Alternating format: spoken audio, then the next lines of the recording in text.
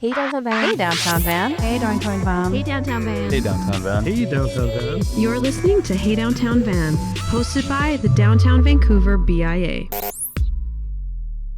Hey Downtown Van, welcome back to another episode of the podcast. I'm your host, Sofia Laratta, and today's guest is Nate Sabine. Nate is the Director of Business Development at Blueprint, one of Western Canada's leading entertainment and hospitality groups. He oversees partnerships, community engagement, and major events like Faded in the Park. Nate also sits on several boards across the city, including Downtown Van's Board of Directors. We're really excited to have Nate on the podcast, and we hope you enjoy today's episode.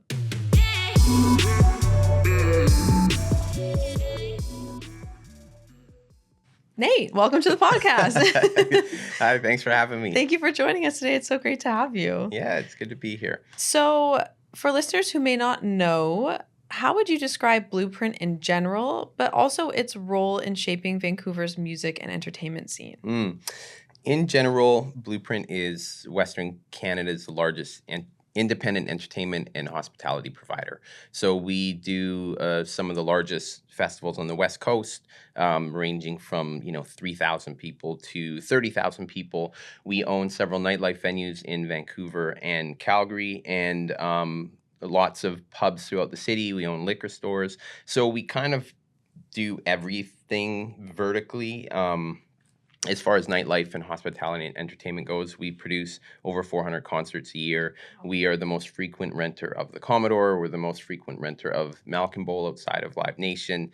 We do a dozen shows at the Peony every year. Like, we're kind of all over the place. Right.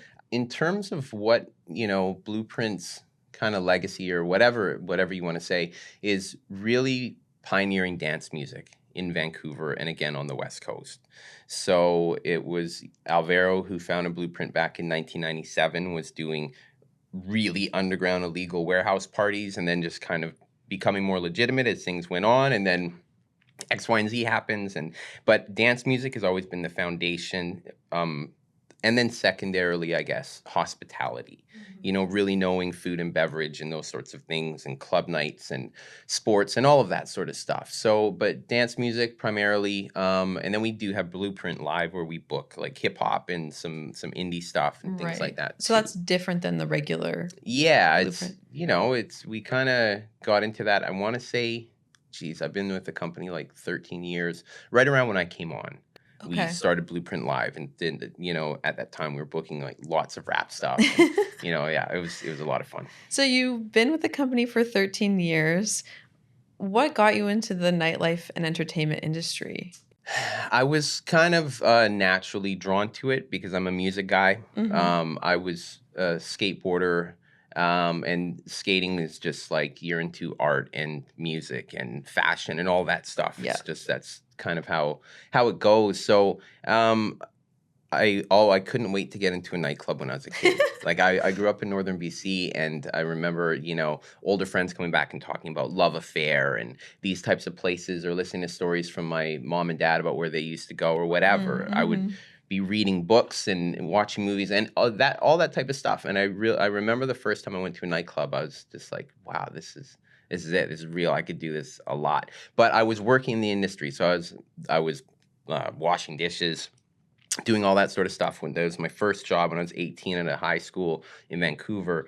And then, start bussing tables and pouring drinks. And then somewhere along the line, I got the idea to become like a nightclub promoter. Right. But it wasn't just a club night. I was doing a live hip hop concert series. Cool. And so booking artists and, seeing a different side of things. So, and it's a lot. Like, we used to go to Long and McQuaid and grab the equipment ourselves. Wow. And then bring it to the club and this and that, and, fight with the club owners over the door and just everything. And then, and then you have to be financially responsible as well. This is going back quite a ways. But then outside, like, falling out of that, then I started like managing some local rap groups. Cool. And dealing with some record label stuff and some mini tours and things like this. And then just one thing led to another. But it's really all comes from just music mostly, Yeah. but also hospitality.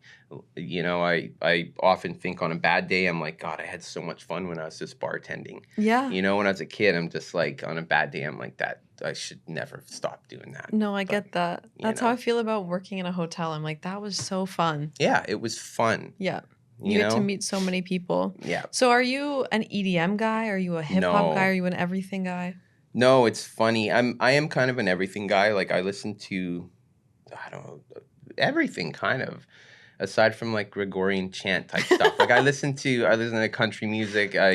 But not like pop country. I can't handle that Right. stuff. But I don't listen to pop music that much outside of what my daughter likes. Oh, cute. You know, yeah, that's a whole nother thing. But I'm a hip hop guy primarily, but indie rock guy, classic rock guy. Like Steely Dan is the best group ever in my estimation. You know, stuff like that. Mhm. But lots of jazz, lots of funk. But I'm not a dance music guy. Interesting. And very select. You know, the dance music that I like, but Yes. you won't find me like raving at celebrities till 3 a.m. It's not my steez. So was it hard transitioning to an organization that was primarily dance music and EDM? No, because I've known Alvaro for 25 years. I've Mhm. known that scene. I know I'm a bit of an anomaly in terms of the people I know because everyone's into dance music and going to these things. And I would It's go to the huge. parties just because the people that were there and the vibe and the scene and that sort of stuff. Yeah. It was very different from the parties that I was throwing or the concerts that I was going to. So no, and because of what I do, like when I started with Blueprint, I was the director of marketing.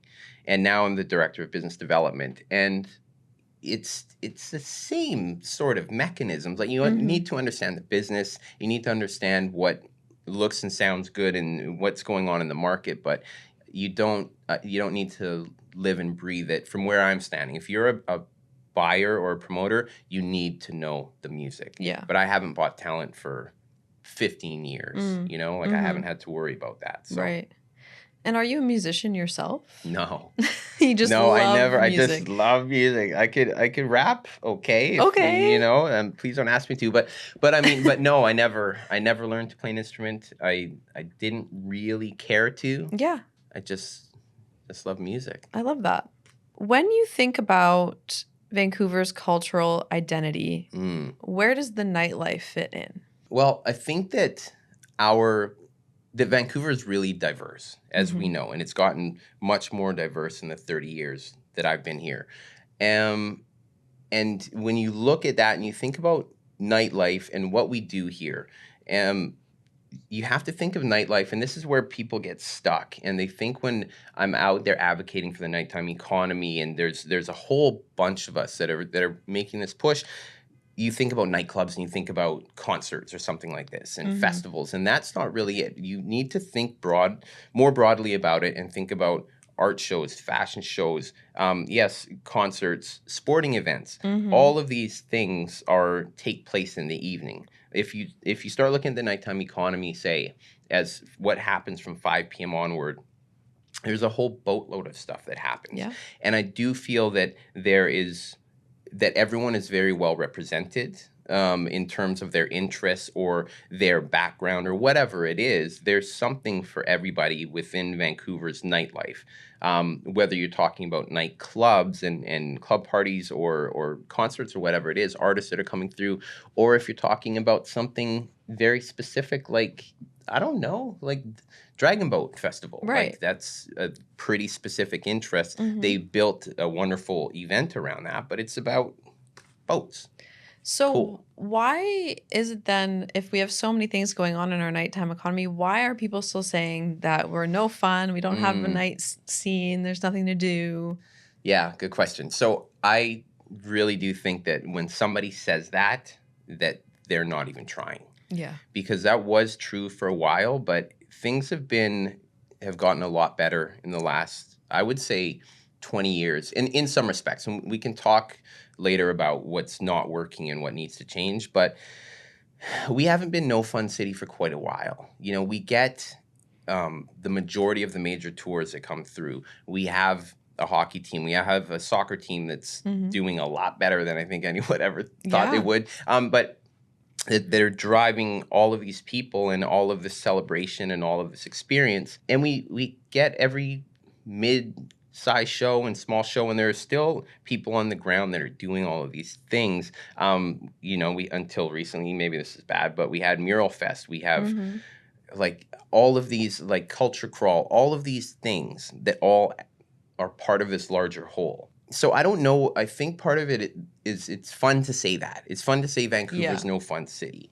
But when you look at even down in Seattle or Portland, like how is it better there? Like, how is Vancouver not outperforming or performing really well if you look at anything west of Toronto and north of Oregon? Like, we are doing pretty well. We're not doing excellent. There's lots of other stuff that needs to happen, but I just think that people like to throw that term around because it got a little bit of steam.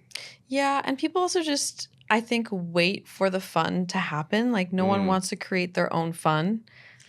Well, that's a whole nother thing, is we on the West Coast have become increasingly health conscious and we're not that friendly a city.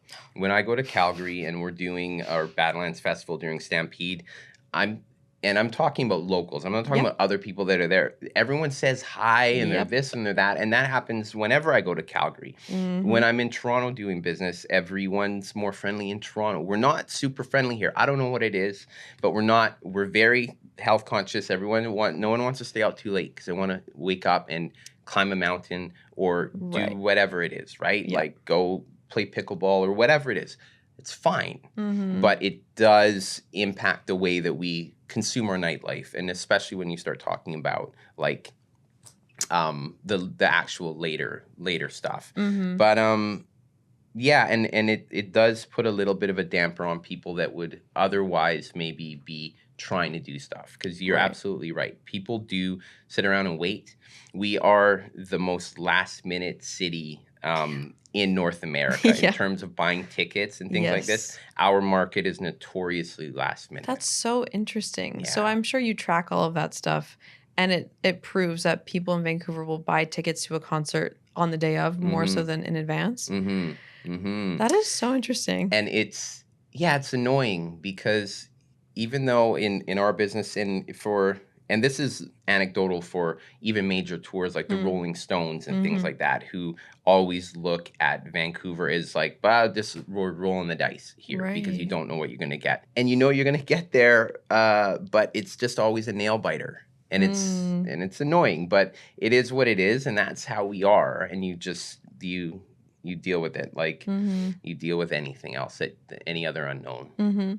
Well, I'm from Calgary, so I can agree that I find the people in Calgary to be a lot friendlier. Yeah, and I don't know what it is exactly, but we held our Granville block party over the weekend, for those of you that attended. And the sentiment online is still, there's nothing to do in the city. Yeah. There's nothing going on. So here's my thing, Sophia, is then I ask, like, what do you want Literally to do? What do you want? If there's, is the Just for Laughs festival not good enough for you, then what do you want to see in a comedy fest? And that's okay if you don't like JFL. I get it. Then what is funny to you? What are you going to come out for? And if you don't have an answer, then you could keep your mouth shut. You don't have to just complain about everything. Yeah. Like, take action, or God forbid, just go and support things because they're happening. Right. I don't know. Again, I don't understand where this attitude comes from, because there's a lot of stuff to do. We have parks, we have this, we have that. You can hop over to, I know this is getting outside of downtown Vancouver, but you can hop over to the shipyards. Yeah. They have, like, the art gallery over there is ridiculous. It's beautiful. And then they have all of the shipyards indoor, outdoor things to do. I mean, I don't know. There's been a lot, but I don't know what people want. Maybe people are more sophisticated than what we're providing as a city. Possibly. Because I do know that, again, talking about Calgary, people go off there. And they're less concerned about maybe waking up super early in the morning or whatever it is. They just go harder. They go in Calgary like it's the 90s still. Yep.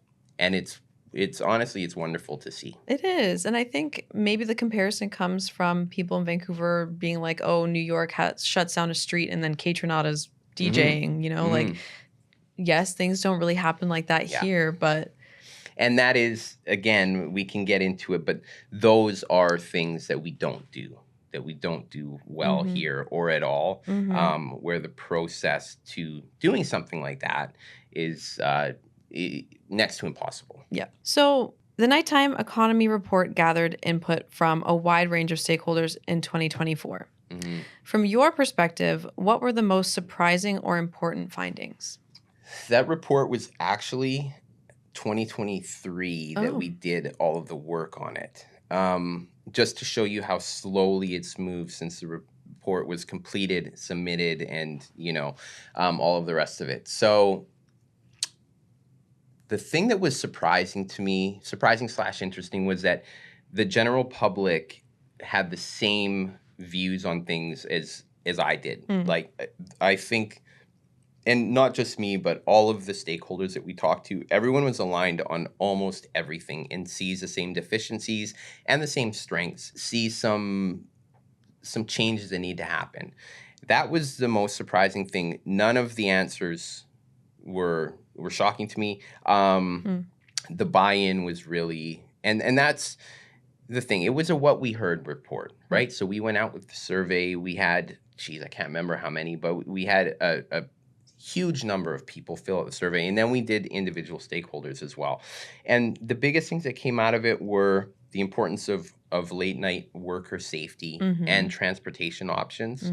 And again, this is where you talk about the invisible economy or the invisible worker, people who are cleaning late at night, people that are doing deliveries super early in the morning. Right.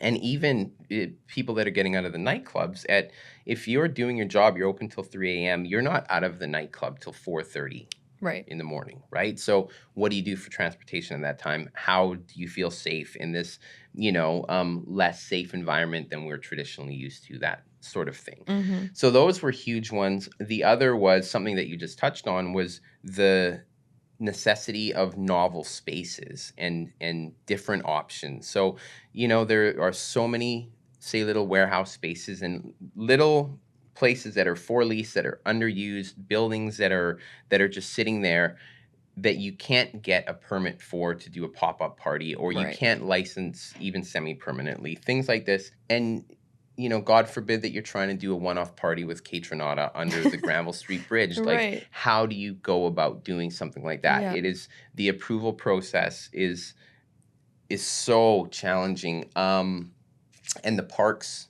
we had this whole rigmarole with New Brighton Park. Yep. So we went through this whole massive process only to be told and got the approval. Like, we made our case to the park board, everyone approved it, and then to be told a few days later that, I'm sorry, this can't go on. When we had booked the lineup, we had done everything. It would have been the first event and the only event of its kind at that park, and you couldn't do it. That was crazy frustrating. Yeah. And luckily, the P&E took us in for that event, and we've turned it into something that's great, but it's not what we had envisioned. And so even for somebody like Blueprint, like, that was the type of thing where it could have sunk a company that didn't have the resources or the network or the whatever to go and pivot and move it and maybe take a loss on some of these artists that you've booked, because we pay the artist regardless. Right. Oh, it gets canceled. Oh, it's this. Oh, it gets moved. Wow. You're paying, right? So there's the approval process, but then there's also the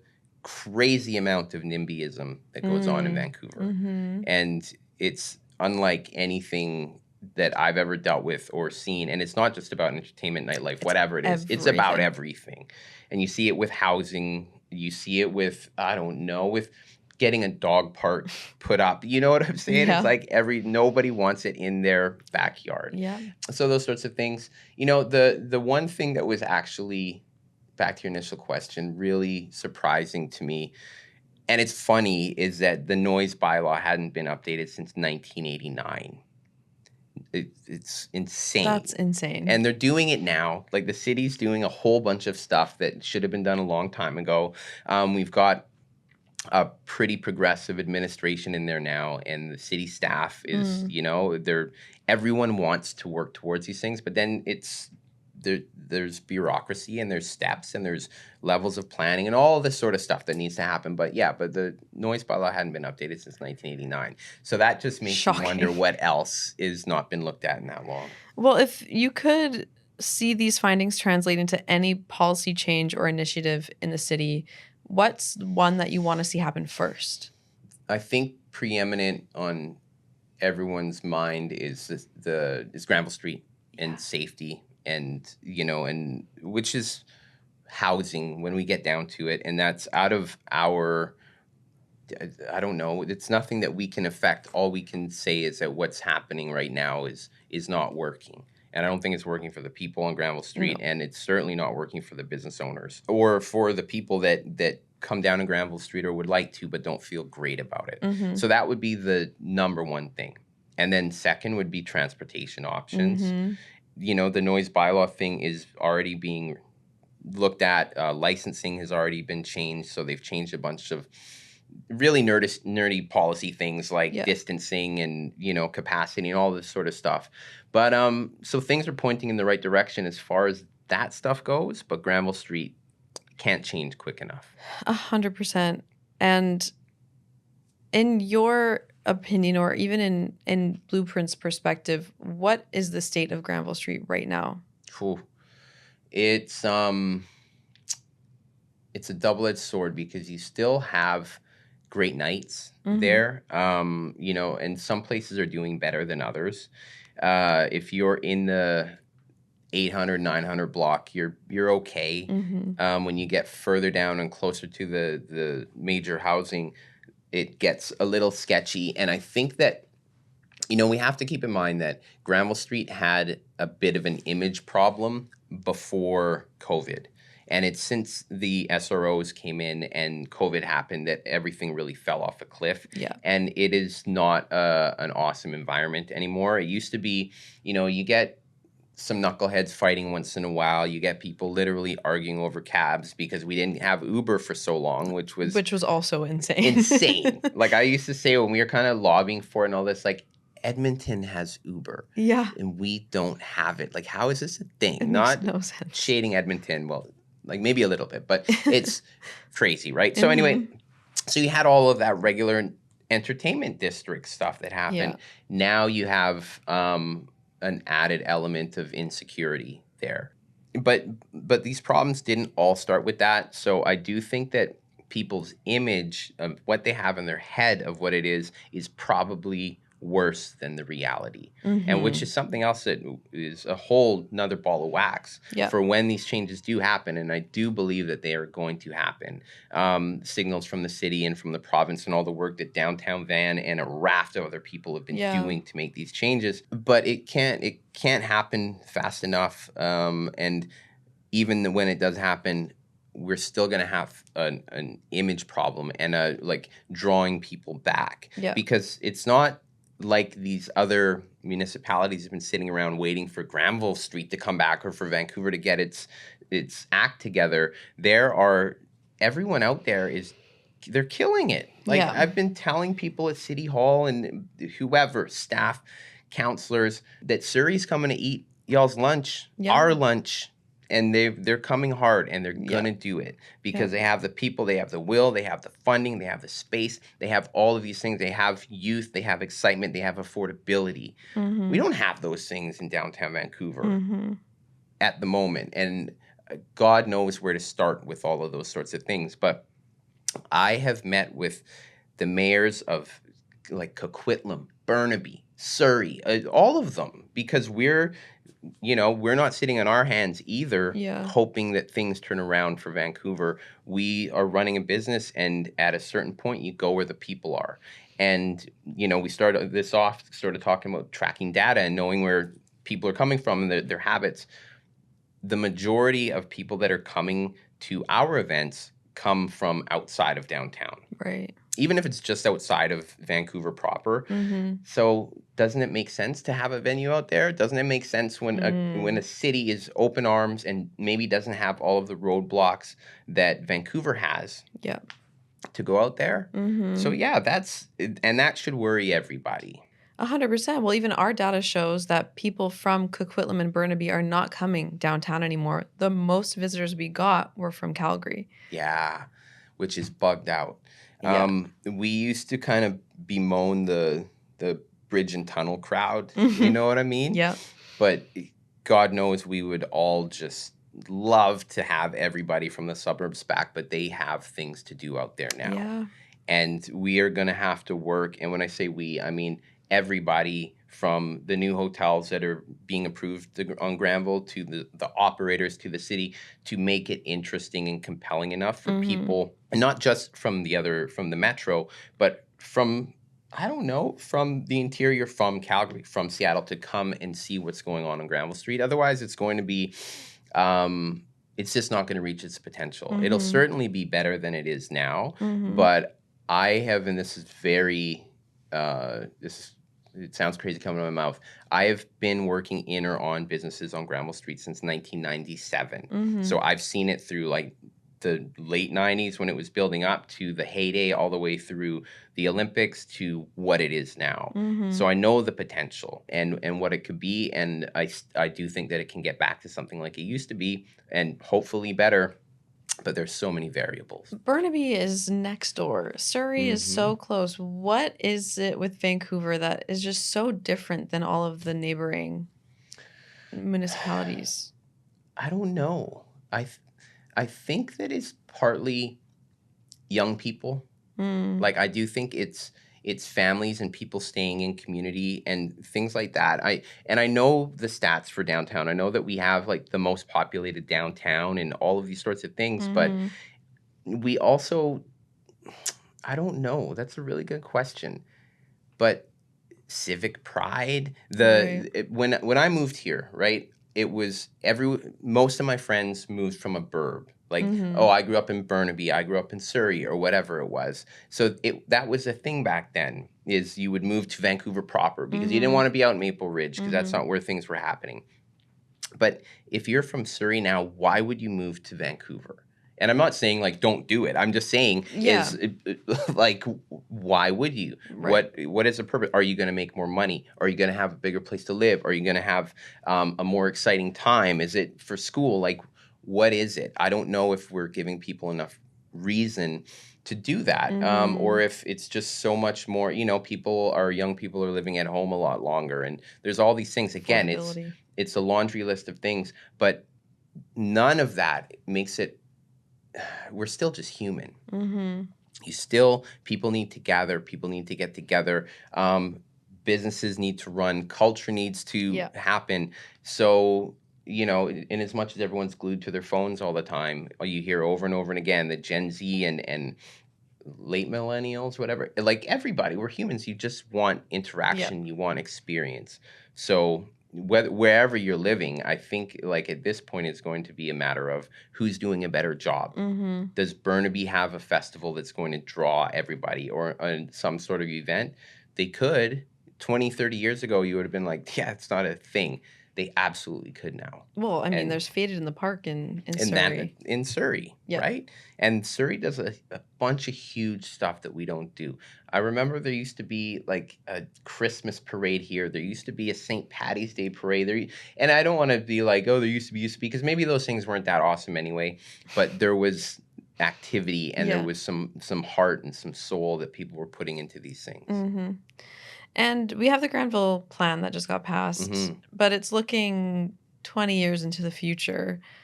If you could have an immediate change on Granville Street right now, what would it be? I think we just talked about it. It would be finding new homes for the 200 plus people that are living down there, and then allowing business to do what business does, and you know, approving these hotels, getting new licensing going, encouraging people who are just sitting, like there's some landlords down there that aren't awesome, that have let their places go decrepit or whatever is going on with them, but encouraging them to lease these spaces or sell them to somebody who's going to actually develop them. Because there's no shortage of energy and interest, but it's not the environment right now. So that would be the number one thing that needs to change. Definitely. And Blueprint owns Goodco on Granville. What Yeah. else do you have on there? We own Celebrities right around the corner Mhm. on Davie Street, which is technically in the entertainment district, I suppose. It's the same Close. rules. And for years and years, we owned Venue, which is now the Pearl. So we've been heavily invested on Granville Street for, I think, since 2000 is when Wow. Goodco used to be Caprice nightclub. I want to say that opened in 2000. Was that Caprice nightclub? Yes, it was. Oh, I had no idea. It was the same building. That's so funny. Yeah. We've been there a long time. I mentioned Alvaro, Blueprint's founder, earlier. His partner, Bill Carasiotis, his family owned Love Affair and Graceland and all of these legendary nightclubs from back in the day, and they've owned Celebrity since 1982. Wow. So it's like hundreds of years of nightlife and Investment. decades on Granville Street, yeah. Mm-hmm. Do you see the regional competition that you were talking about as more of a threat or an opportunity? I think it depends on how competitive Vancouver wants to be. Mm-hmm. Otherwise, it's all threat. I don't see we're not going to be New York City or, someone that's just going to pull in millions and millions of people on top of the incredible tourism that we already have. I don't know if that's going to happen. So then you're competing for the same dollar. Right. So what are we going to do as Vancouver that's going to be better than whatever it is that they're planning out in the metro? Because I know that they're up to stuff. It's just things are going to happen whether we like it or not or whatever. So I would say threat, but it's an opportunity from where I'm sitting from Blueprint. But if we're talking about Vancouver and downtown Van, yeah. What is still missing then in Vancouver, do you think, when it comes to nighttime economy? Like we were talking about New York, and I know we have all these policy issues that we have to go through, and permitting is tough, but is there anything that you really think compared to Toronto, New York, Montreal? So one of the things, this is something that nobody can help, is that there is no massive space for people to gather that's outdoors. That is why we're at Holland Park in Surrey, Right. because it is 25 acres or something. Like, it's massive and it's beautiful. And you can mitigate the sound. You can do all these sorts of things, and there's nothing in Vancouver. There's no space like that. And then if there is, like you talk about maybe the Concord lands, where you can get a good amount of people down on Concord lands, but again, the NIMBYism rears its ugly head, and you can't do anything exciting there past, whatever. So that's missing, but that's, again, it's nothing that anyone can really affect. But I think that when I look at the landscape, right? So look at these major civic events that happen that just made it by the skin of their teeth this year. So Dragon Boat is now gone. Yeah. Mural Fest is gone. Mm-hmm. The Celebration of Light is or isn't in trouble again this year, that it barely made it across. And are you kidding me? I know. The economic impact and the cultural impact and the civic pride and all, and the fact that it's one of our few family forward events and it's peaceful and it's all these sorts of things that we as a city, and I mean all of us collectively, can't support that. Are you kidding me? What's the other one I just heard of that's not going to happen? Celtic Fest, it's right, struggling. but and then there's Pride. Like Pride it came together really nicely this year, but it wasn't what it should have been, and it was a massive lift for the West End BIA. Yes. For everyone in the city. It was a massive lift, and it was wonderful, but that it doesn't have the support and the funding that it needs to be what it should be. Is shocking to me. I was hanging out with the city councilor during Pride, and she was saying this should be our signature event. Like, we should blow Pride up into this thing that's much bigger and is Pride adjacent. And I was like, that's the best idea I've heard all year. Can we do it? Like, where's the funding going to come from? Where's this? Where's that? Because you see how much money the province and the city are spending on FIFA. Yeah. but we can't stand up the celebration of light Yeah. every year. Yeah. It's disgusting, to be perfectly honest. What is it with the funding? Like, what is it the economy? Are people just afraid to be spending their money? What is it? I don't know. It's not, if you do the right thing, people come out. People come Yeah. out and they spend money. I don't know where everyone's getting them. I don't know if people are taking on more debt or if they're saving their money for these experiences or whatever it is. I don't put it on the people, and as finicky as we are in Vancouver, I don't put the failure of these things on the people of Vancouver or the people that come in for it, like Pride. We see a massive influx of people from outside for Pride, right?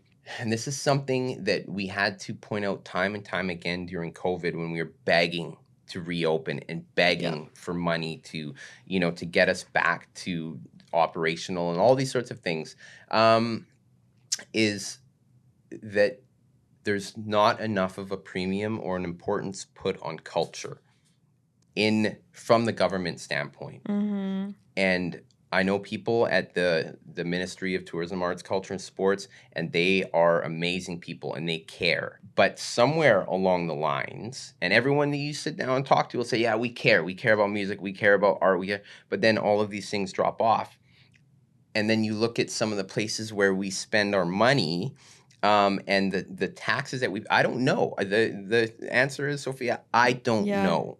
All I know is that there's not enough from a civic cultural infrastructure. There's not enough money going into it. And I don't know what needs to change. I mean, you see corporations are pulling dollars out of things like Pride, which, again, disgusting. So sad. And then there are a bunch of people, like Vancouver's not short on homegrown billionaires and multi-millionaires.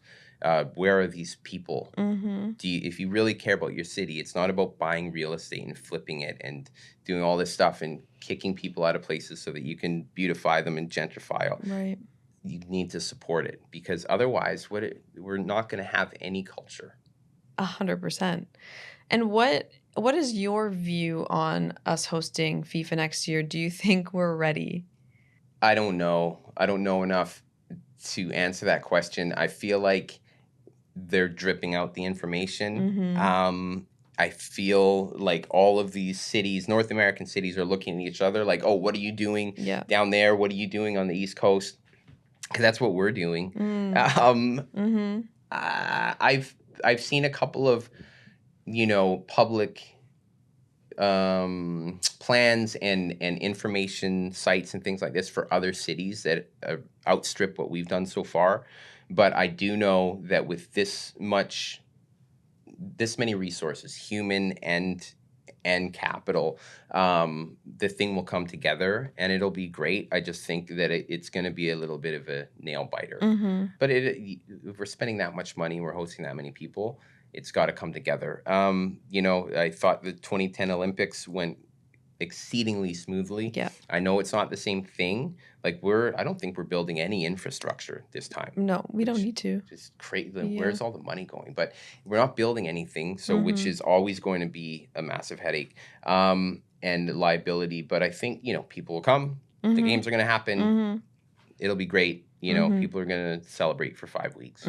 So we've talked a lot about what the city needs to be doing. But what right now do you think we do great? And what are you looking forward to?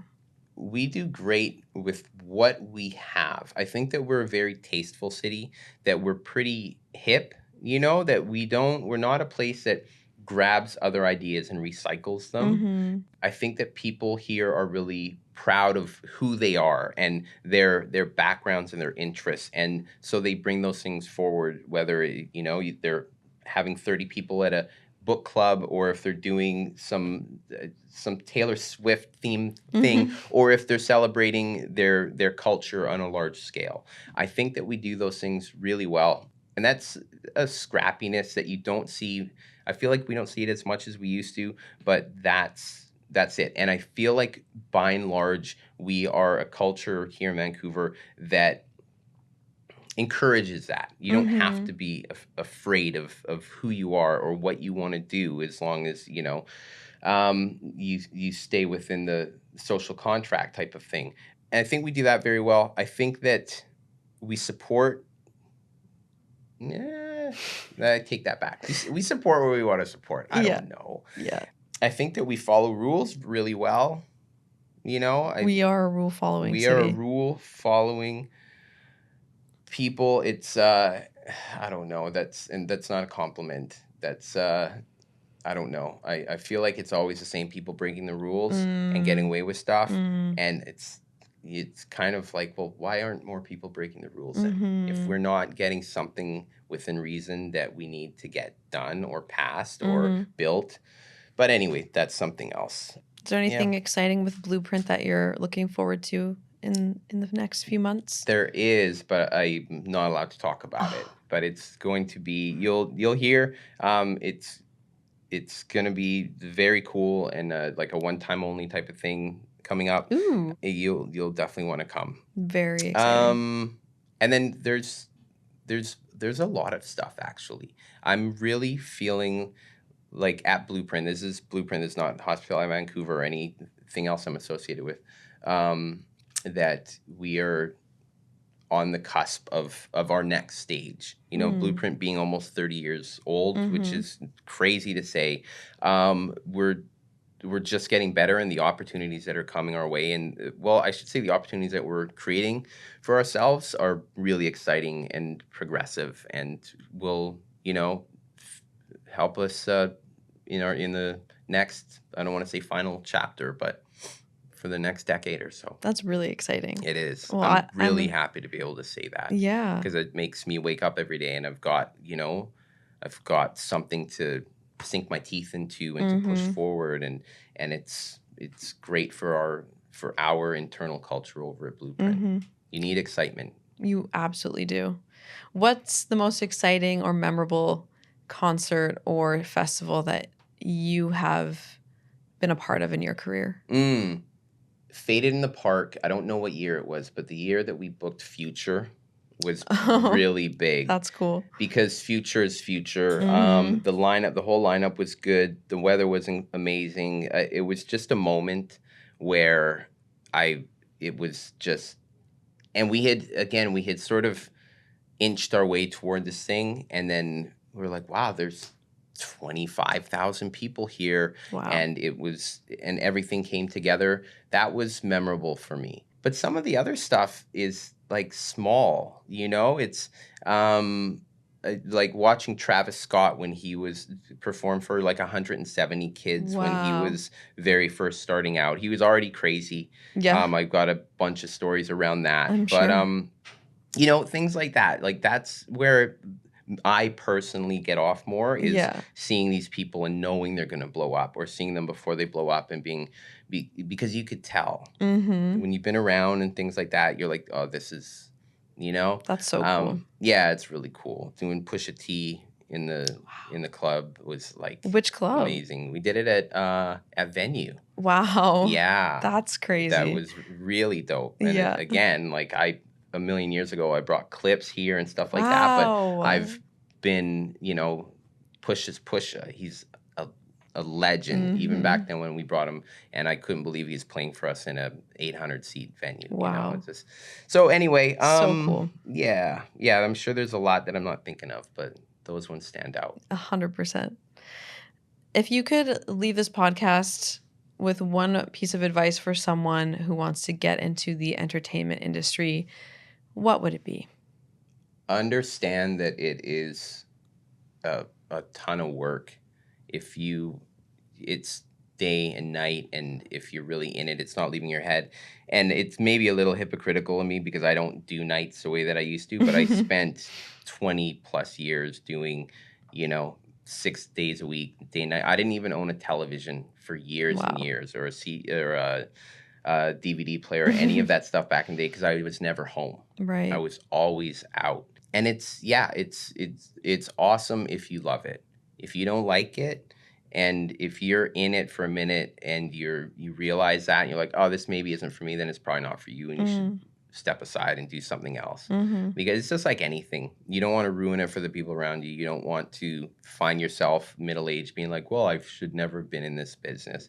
And it's not for everybody. Yeah. But for the people that love it, that get something out of it, rather than just doing a job. And, I think that the outside view might be that this is very sexy and that it's, exciting all the time. But there's so much work and boring work. Like spreadsheets and this, like it's all happens. You know what I'm saying? It's just, but the result, if you're doing something good, is worth it every time. So just, I don't even know what kind of advice that is. Just only do it if you care about it. Mm-hmm. Nate, is there anything that I didn't ask you that you wish that I did? Or is there anything else you want to leave our listeners with? I would just say that Vancouver has so much potential. Downtown Vancouver, I wake up every day thinking that just like I was talking about Blueprint having all these projects and being an exciting place to be, that Vancouver is still that. And I might have sounded cynical in some of this podcast, but I think that we have a lot of the right people in place, and we have a lot of the right sentiment, and the goodwill is there, and all of these sorts of things. And I think that Vancouver can set itself up really nicely for the next 50, 100 years if that potential is reached, because it is still, and I'm relatively well-traveled. It's a fantastic city. We're all lucky to live here. The people here are amazing, even if we're not that friendly all the time. But it's going to take some work and some vision. Yeah. But Vancouver is awesome. Vancouver is awesome. Thank you for joining us, Nate. That was great. Thanks for having me. Thank you for listening to Hey Downtown Van. We really hope you enjoyed today's episode with Nate Sabine. If you would like to learn more about our organization and all that we do, you can visit our website, dtvan.ca, or follow along with the podcast at Hey Downtown Van.